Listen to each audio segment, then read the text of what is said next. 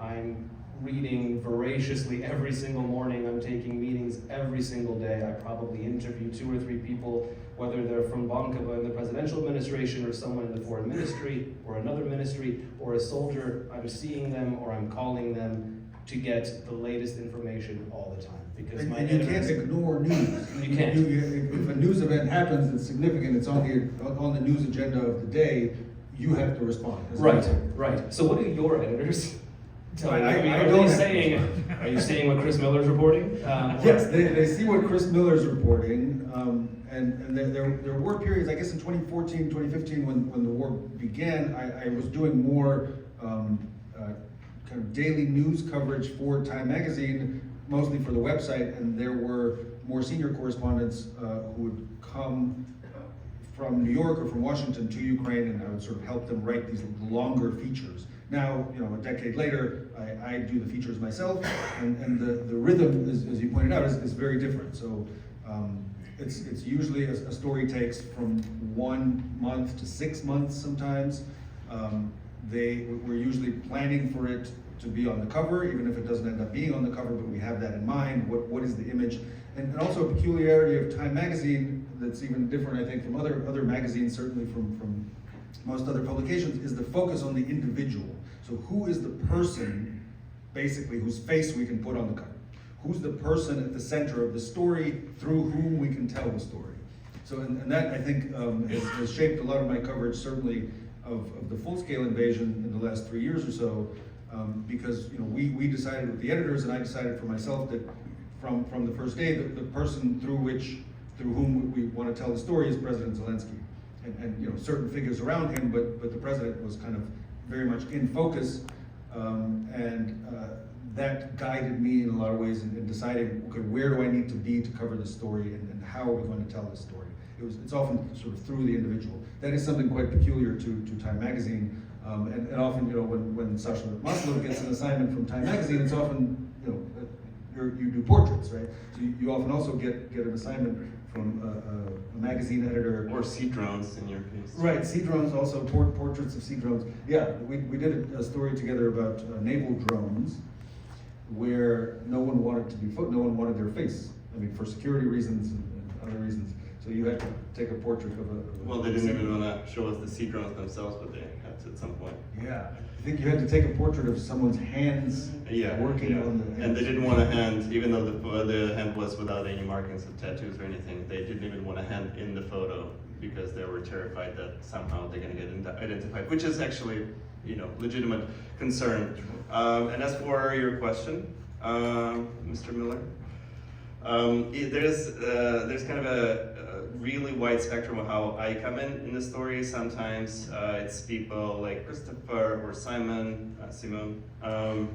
kind of do all the research, interviewing, background, everything, and then the photo editor emails me and says like, can you come in for a portrait or for something else? And I sashay with my thoughts and camera, and then take one photo, and then post on Instagram that look at the story I did with Christopher Miller. I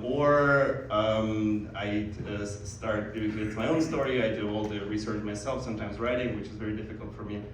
And photographs, it's too, which of course is much more time consuming and resources consuming. So it's really a wide spectrum. But it wasn't always like that. I remember even, again, 2014, when I would go into the field, and I'm curious if this is the case with you now at the FT, I would go with a photographer. So we would work as a team. Now, mostly for financial reasons, as I understand, the editors sort of wait for me to come back with a story, ready to publish. They're like, okay, how can we illustrate this? And they sort of have a photographer go and work backwards and try to meet the people that I've already met. Very, very inefficient, I think. Maybe cheaper, but it's an interesting kind of evolution or devolution of at least the magazine world that I've seen, where they don't want to commit to sending a photographer into the war zone. Again, expensive insurance, risks of the danger of being in a war zone. 2 people being in a war zone is more dangerous than 1 person, at least according to the bean counters. So that's a change that I've seen in the 10 years of covering this war. That now you go alone and the photographer sort of catches up. Is that still the case with the FT, or how's that evolved? I think with the FT we're a bit unique in that the focus is on the reporting and the text. We're not as focused on images as, say, the Washington Post or the New York Times, who have photographers with them for every assignment, every trip to the front, every interview they go to, they take a photographer because they want images associated specifically with each interviewee, each article. For me, the FT, and for me personally, I like to move around as light as possible. I don't move around with a photographer oftentimes. Yeah, same. It really depends on the assignment. If we think it's a really important story and I don't want to be bothered to try to take my own photos and just want to focus on the interviewing, then I will say, look, we should call Sasha, or we should call so-and-so, whoever's around, to go with us. I like to move around very light. It's me, and I have got one logistics person who is my driver. He sort of works as a fixer with me, and it's the two of us. I don't even move around with a security person anymore, although I do have a security advisor who works remotely. And you don't necessarily need to get into a lot of that, but we're in constant contact. Photographers, honestly, I've been taking more of my own photos lately, much to the chagrin of Sasha here, who would prefer, although I'm not too bad from time to time. I'm not trying to put you out of work. I would prefer to have you take more of the photos. I think in my case, I do maybe fewer feature stories than I used to as a freelancer or as more of a feature-focused reporter at BuzzFeed News. Again, the FT, the demand really is news. I do a lot of writing, a lot of reporting. I would say the features that I do are kind of like you, like focused on a character. And then I get that time with someone, and in those cases, we do get a photographer to go with me. But I'm a bit unique in that we don't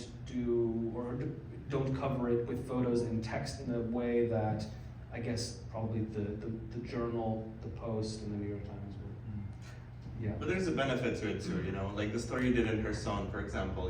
I know for sure that some publications that have a security protocol that is more strict would never allow you to go in the city where the drops and the FPV attacks are so frequent. So if you have that ability, and I kind of enjoy it myself, sometimes when I work on my own stories or stories for publications that have less of a security protocol. Kind of the ongoing joke among journalists is the greatest threat to journalism is the security advisors. So sometimes if you don't have anybody breathing down your neck, of course you're risking your life a little bit more, but at the same time you have an ability to go and do a little bit more of an in-depth reporting or closer reporting. Well, I don't use a security advisor because oftentimes they're big, beefy veterans, oftentimes from British Special Forces, and they do not look like journalists. And they insist on being behind the wheel. They like to act tough, even around very friendly Ukrainian soldiers, and I don't understand why, because you could just be extremely polite, which is what I do, and then I get better access. But also it's sort of, at times I felt, we appear as combatants and not journalists. And I want to fly under the radar as much as possible.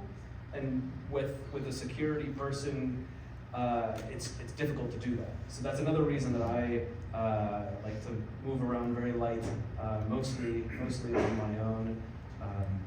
Yeah, often that experience that the security experts are bringing to Ukraine is coming from Afghanistan, Iraq, and other wars. That's true also of war correspondents often. We were talking about this a little bit just before this. We came out here with Chris.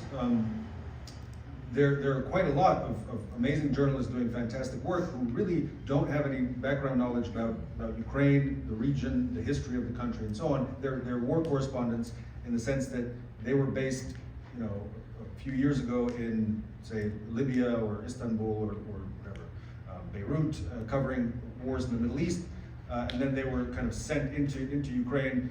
It's been interesting for me to observe how they figure things out, and the kinds of stories that they tell are often quite different. what you see from a particular journalist depends to a large degree what their background is. Are they going to tell you the kind of the story of how we got here historically, we as Ukraine, how this war happened, the individual stories. Also, language skills determine a great deal of that. Are you able to really communicate, understand with the people that you're interviewing? I don't mean for this to be an advertisement for kind of regional experts like Chris and I, like Sasha, but there is this distinction, and editors from different publications, they send different kinds of reporters into the field, if they have them. They send both war correspondents, who will give you fantastic reporting about frontline events, the use of different weapons, the emergence of drones is a really decisive factor in this war, things like that. There was a great one recently by C.J. Chivers, who's both actually a Russia expert and an expert in the military. I think he served in the military, in the Marines in the U.S. So I think that also is something that readers often aren't aware of or don't think about, but that kind of background of the journalist really determines in many ways what kind of stories we choose to tell and how we tell them, how we're able to tell them.